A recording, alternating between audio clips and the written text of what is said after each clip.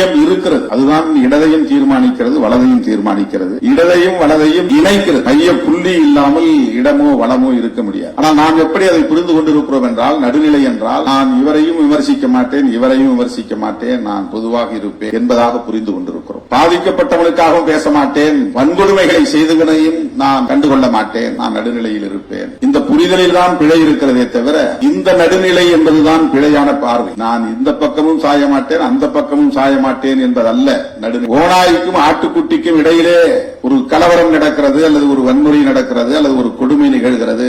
ஓநாய் ஆட்டுக்குட்டியை மென்னியை பிடிக்கிறது, ரத்தத்தை உறிஞ்சுகிறது. நான் ஓநாய் பக்கமும் பேச மாட்டேன், ஆட்டுக்குட்டி பக்கமும் பேச மாட்டேன், நான் நடுநிலையாளன் என்று ஒருவன் இருந்தால் அவன் ஓநாய்க்கு துணை போகிறான் என்று பொருள். பலவீனமானவர்களின் பக்கம், பாதிக்கப்பட்டவர்களின் பக்கம், எளியவர்களின் பக்கம், விளிம்புநிலை மக்களின் பக்கம் நிற்பவன் தான் சரியான நபர். அதுதான் நடுநிலை, அதுதான் மையம்.